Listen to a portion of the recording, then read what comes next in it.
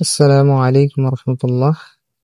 আজকে হা এবং র এর যুক্তবর্ণ দেখানোর চেষ্টা করব। প্রথমে জিহ্বা দিয়ে নিব, তারপরে সেটা বাম দিকে বেঁকে আস্তে আস্তে উপরে উঠবে,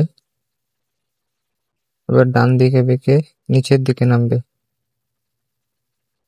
অতঃপর সেটাকে গোল গোল করে উপরে তুলবো। এখন আবার সোজা হয়ে যাবে, একেবারে উপরে।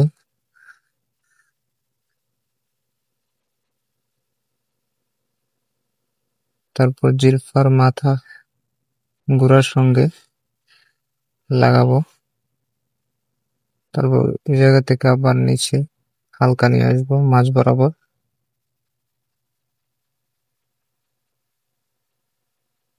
তারপর তা থেকে আবার নিচের দিকে আনবো, 1.5 নক্তা পর্যন্ত নিচে নামবে, তারপরে উপরে উঠবে।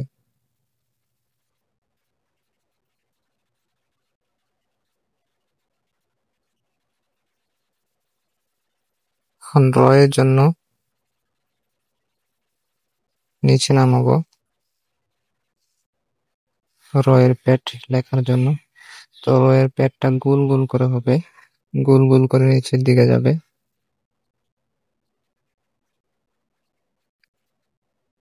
এখন কলমের ডগা দিয়ে উপরে তুলে দেব হালকা হালকা।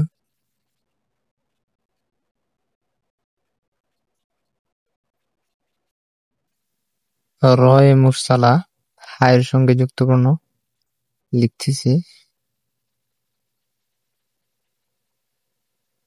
গোল করে উপরে উঠবে,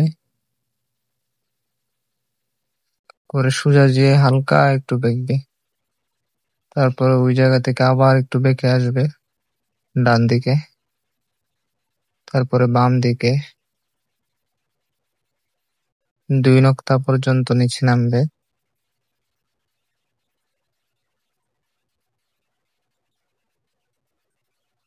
তারপর সেটা আবার বাম দিকে 1.5 নক্তা পর্যন্ত, তাকরিবান 1.5 নক্তা পর্যন্ত নিচে নামবে।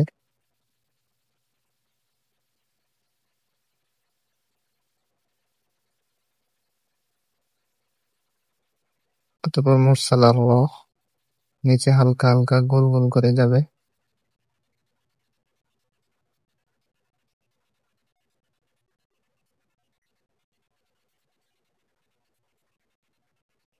আলহামদুলিল্লাহ,